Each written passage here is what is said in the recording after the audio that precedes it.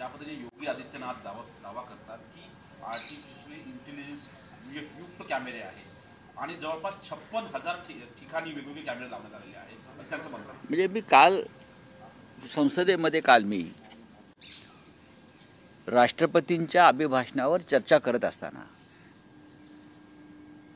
या देशात जी दुर्घटना घडली प्रयागराजला महाकुंभ उत्सवात, महाकुंभ हा आमच्या सगळ्यांसाठी श्रद्धेचा आस्थेचा विषय आहे, धर्माचा विषय आहे. आम्ही सगळेच त्याच्याशी एक भावनिक नात्यानं जोडलेलो आहोत.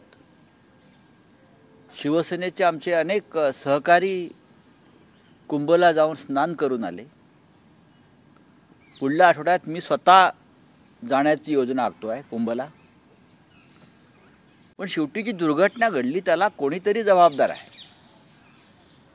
आणि ज्या पद्धतीनं ही त्या दिवशी भगदड झाली, चेंगराचेंगरी झाली, याची कारणं काय आहेत आणि नक्की किती श्रद्धाळू तिथे मरण पावले, हा माझा प्रश्न होता. मी असं म्हणत नाही की सरकारमुळे झालं किंवा कोणी एक विशिष्ट व्यक्ती जबाबदार आहे.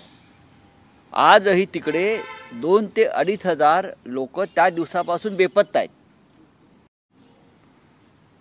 आणि 4 दिवसापूर्वी कचऱ्याच्या ढिगाऱ्याखालून काढण्यात आली. तर नक्की मृतांचा आकडा किती आहे? लोकांमध्ये चर्चा आहे की तिथे जी भगदड झाली, 2 ठिकाणी भगदड झाली, चेंगराचेंगरी झाली, तिथे साधारण 1,500 ते 2,000 लोक हे मरण पावले असावेत. आणि मी असं म्हणतोय की तिथे 30,000च्या वर CCTV कॅमेरे आहेत. CCTV कॅमेऱ्याचं फुटेज लोकांसमोर का आणत नाही, जनतेसमोर का आणत नाही, त्यामुळे सत्य कळेल. 2,000 लोक जर आजही त्या दिवसापासून बेपत्ता आहे तर त्यांचं काय झालं? याचा अर्थ 2,000 लोक मरण पावली का? आणि ती नंतर त्यांची प्रेतं सापडत नाहीत किंवा त्यांची कुठे प्रेतं गायब केलीत, याच्यावर सत्ताधारी पक्षाच्या बाकावरून विरोध सुरू झाला. आणि उपसभापतींनी माझा माईक बंद केला. या देशात राष्ट्रपतींच्या भाषणावरती आम्ही जेव्हा काही चर्चा करतो तेव्हा देशातल्या घटनांचा आम्हाला संदर्भ द्यावा लागतो. आणि मी जे सांगतोय ही काही नवीन माहिती नाही आहे. लोकसभेमध्ये अखिलेश यादव यांनी सुद्धा तोच मुद्दा मांडला, आपण पाहिला असेल. संसदेमध्ये सुद्धा काही आमच्या सहकार्याने हाच मुद्दा मांडला. विरोधी पक्षनेते खरगे साहेबांनी हाच मुद्दा मांडला. पण मी बोलायला उभं राहिलो आणि मी हा मुद्दा मांडायला सुरुवात केली तेव्हा गोंधळ सुरू झाला आणि त्यांनी मला बोलण्यापासून रोखलं. हे काही योग्य नाही. आज दिल्लीमध्ये विधानसभेसाठी मतदान प्रक्रिया पडते. तुम्ही सांगितलं होतं आम्ही तटस्थ आहे, दोन्ही पक्षांनाही पाठिंबा दिला नाही. तुम्ही आम आदमी असेल किंवा काँग्रेस. बघा, देवेंद्र फडणवीस इथे आले, त्यांना तुम्ही असं म्हणालात, प्रश्न विचारला की शिवसेना तटस्थ आहे. तेव्हा त्यांचं उत्तर असं होतं की इथे शिवसेनेची 4 मतंही नाहीत. बरोबर ना? इथे 4 मतंही नाहीत. त्यांचं म्हणणं बरोबर आहे.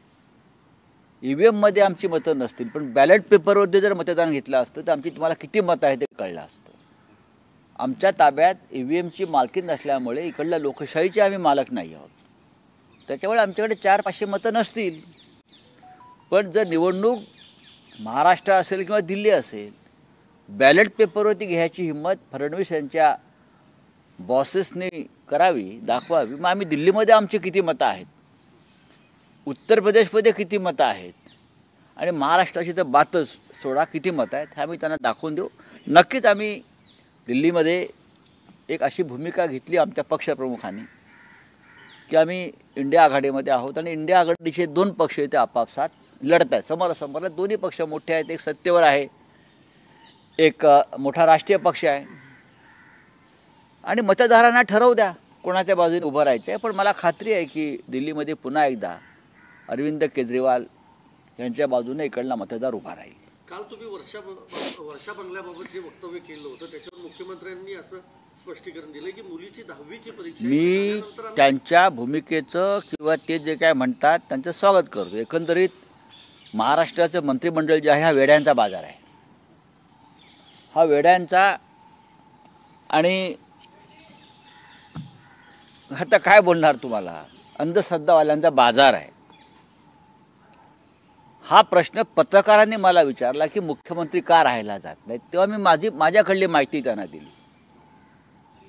हा प्रश्न नाशिकच्या पत्रकाराने विचारलेला आहे मला की अद्याप मुख्यमंत्री का जात नाहीत राहायला. याचा अर्थ पत्रकारांमध्ये कुजबूज आहे ना काहीतरी. माझ्याकडे मी सुद्धा पत्रकार आहे, 40-50 वर्ष मी पत्रकारिता करतो, मलाही लोक सांगायला येतात काही गोष्टी. आता मुख्यमंत्र्यांनी वर्षा बंगल्यावर जायला पाहिजे कारण ते अधिकृत निवासस्थान आहे. कारण मुख्यमंत्री कोणी झाला तर तो आधी पहिली धाव घेतो ती वर्षा बंगल्यावर. आतापर्यंतचा इतिहास आहे किंवा परंपरा आहे. पण आमचे मुख्यमंत्री जात नाही आहेत, ते जरा ताक फुंकून पितात वर्षा बंगल्याबाबतचं असं मला दिसतंय आणि ते आवश्यक आहे. पण जादूटोणा कायद्याअंतर्गत तुमच्यावर कारवाई व्हावी असं मी काय केलं, माझ्याकडे जी माहिती आहे, जी बाहेर चर्चा आहे, त्या संदर्भात जादूटोणाचा जर तुम्हाला काही करायचं असेल तर एकनाथ शिंदे आणि त्यांच्या 40 आमदारांवर करा. जे कामाख्या देवीला जाऊन रेडे कापून इथे आले, सत्तेत बसले, काय त्यांच्यावर करा ना. मग प्रधानमंत्र्यांपासून तर सगळ्यांवरती अशा कारवाया कराव्या लागतील. काही विषय श्रद्धेचे असतात आणि काही विषय अंधश्रद्धेचे असतात. माननीय मुख्यमंत्र्यांनी काल सांगितलं की त्यांची मुलीची 10वीची परीक्षा, मी त्यांना शुभेच्छा देतो. त्यांच्या मुलीला ती बोर्डात पहिली येऊ, बरं का, आमच्या मुलीसारखीच आहे ती बोर्डात पहिली येऊ. सागर बंगला आणि वर्षामध्ये काय 5 पावलाचं अंतर आहे. काय ते सागर बंगला रामटेकला आहे आणि वर्षा बंगला लखनौला असं नाही ना. पण ठीक आहे, त्यांनी काही योजना ठरवली असेल, पण त्यांनी तात्काळ मुख्यमंत्र्यांनी वर्षा बंगल्यावर राहायला जायला पाहिजे. म्हणजे लोकांच्या दृष्टीनं ते सोयीचं होतं. भेटीगाठी असतील, मुख्यमंत्र्यांना भेटणं, कारण मंत्रालयामध्ये सगळ्यांना जाता येत नाही. आपण परवाचा गोंधळ पाहिला असेल. आणि ज्या अंधश्रद्धेविषयी आपण गोष्टी करताय की मुळातच हे सरकार जे आहे, एकनाथ शिंदे जे आलं होतं तेच अंधश्रद्धेतून आलेलं आहे, निर्माण झालं होतं एका अंधश्रद्धेतून. आणि त्यानंतर आता जे देवेंद्र फडणवीस मुख्यमंत्री झालेले आहेत ते घोटाळ्यातून झालेले आहेत, EVM घोटाळ्यातून. हे त्यांनी मान्य केलं पाहिजे. त्याच्यामुळे मी काय सांगतोय हे समजून घ्यायला शहाणा माणूस पाहिजे. हे सगळं हा वेड्यांच्या बाजारामध्ये आम्ही काय सांगतोय, शिवसेनेचे लोक, बाळासाहेब माननीय हिंदुहृदय सम्राटांचे लोक, आम्ही काय सांगतो त्यांना कधीच कळणार नाही. कारण ह्यांच्या डोक्यामध्ये गुंगी भरलेली, हे गुंगीत आहेत सगळे. काल मुंबईचा अर्थसंकल्प आला आणि 5-5 वर्षासाठी कॉन्ट्रॅक्ट देण्याची प्रक्रिया सुरू झाली. जर एखादं सरकार महाराष्ट्रामध्ये कॉन्ट्रॅक्टवर चालवलं जात असेल, मंत्री कॉन्ट्रॅक्ट लेबरसारखे काम करत असतील, तर अशा प्रकारे यांच्या डोक्यात कॉन्ट्रॅक्ट असणारच. बिल्डरांची कॉन्ट्रॅक्ट, ठेकेदारांची कॉन्ट्रॅक्ट. पण त्याच्यावरती मुंबईमध्ये आमचे लोक सक्षम आहेत. माननीय आदित्य ठाकरे जे असतील किंवा आमचे महापालिकेचं काम करणाऱ्या किशोरी पेंडेकर असतील, सुनील प्रभू जे असतील, हे सगळे प्रमुख लोक त्याच्यावरती बोलतील. एकीकडे दिल्लीची निवडणूक आहे तर दुसरीकडे मोदीजी हे प्रयागराजला गेलेले आहेत, तिथं कुंभस्नान. भीती आहे. याचा अर्थ त्यांचा प्रचार जो त्यांनी केला, विकासासंदर्भात घोषणा योजना केल्या, तर लोकांपर्यंत पोचलेल्या नाही आहेत. त्याच्यामुळे कुंभमेळ्यात आजचा मुहूर्त काढून, आज का कोणता महान मुहूर्त नाही आहे पंचांगानुसार, आजचा मुहूर्त फक्त दिल्ली विधानसभा निवडणुकांचाच आहे. आणि आज आमचे मोदीजी जात आहेत दिवसभर टीव्हीला, गंगेतली त्यांची डुबकी, ज्यांचं सगळं दाखवलं जाईल. खरं म्हणजे निवडणूक आयोग हा निष्पक्ष असेल, निवडणूक आयोग हा निष्पक्ष असेल. निवडणूक आयोगाचं आज मी ऐकलं की आमची बदनामी करतायत. मग तुम्ही निष्पक्षपणे वागा ना. तर त्यांनी सर्व चॅनल्स आणि वृत्तपत्रांना नोटीस दिली पाहिजे की मोदींची डुबकी गंगेतली आजच्या निवडणुकीच्या दिवशी कोणीही आपल्या चॅनलवर दाखवणार नाही. करू द्या ना, मोदीला स्नान करू द्या. मोदीने जर आम्हाला नेलं असतं सगळ्या खासदारांना तर आम्ही गेलो असतो. एकटे काय जाता, आम्हाला नेलं असतं त्यांच्या ह्याच्यात तर आम्हीही त्यांच्याबरोबर ते पुण्य पदरात पाडून घेतलं असतं. पण निवडणुकीच्या दृष्टीनं दिल्लीच्या त्यांनी आजचा दिवस निवडला. त्यांना उद्याही जाता आलं असतं, त्यांना निकालानंतरही जाता आलं असतं किंवा त्यांना सुरुवातीलाही जाता आलं असतं.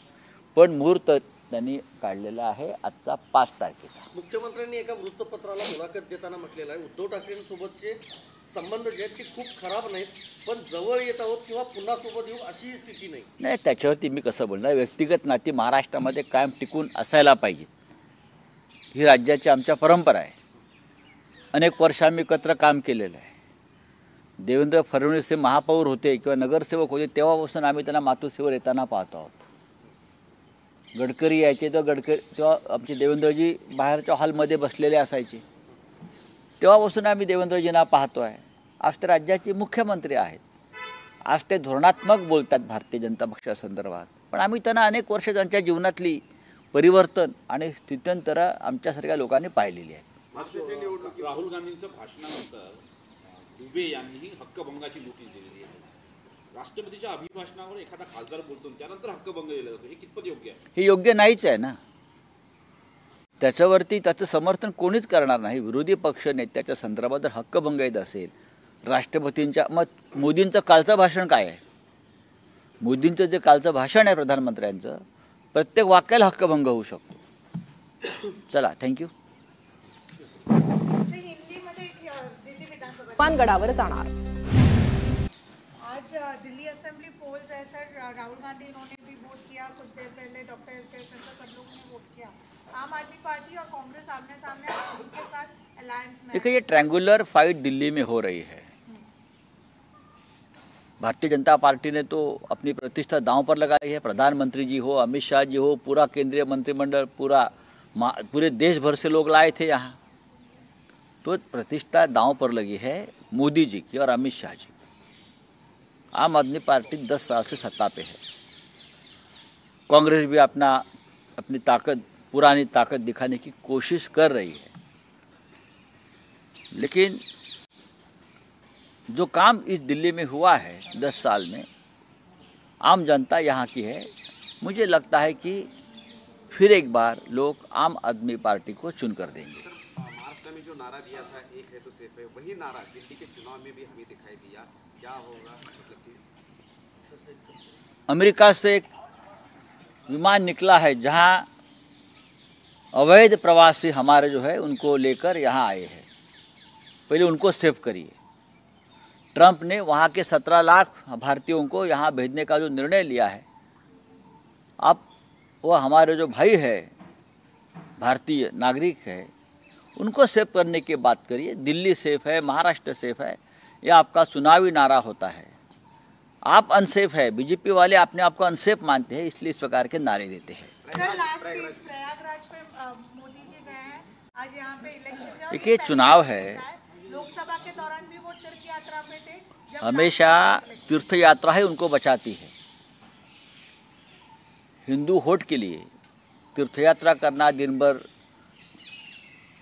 पूजा अर्चा करना, अपना टीवी पे दिखना, ये उनका प्रचार का एक साधन है. मोदी कल भी जा सकते थे. मोदी जी हमारे प्रधानमंत्री कल भी जा सकते थे. मोदी जी के साथ आज संसद चल रही है. अगर हमको भी न्योता देते सब पार्टियों को कि आप चलिए कुंभ में डुबकी लगाएंगे, तो प्रधानमंत्री जी के साथ हम भी चले जाते. हमारा भी आस्था का विषय है. आपके साथ हमें भी थोड़ा सा एक सहूलियत मिलती वहाँ, हम भी जाएंगे अभी आगे वाले दिनों में. लेकिन आज पूरा दिन टीवी पे कचरा दिखेगा. अगर चुनाव आयोग निष्पक्ष है, इम्पार्शियल है, तो आदेश देना चाहिए मोदी जी की डुबकी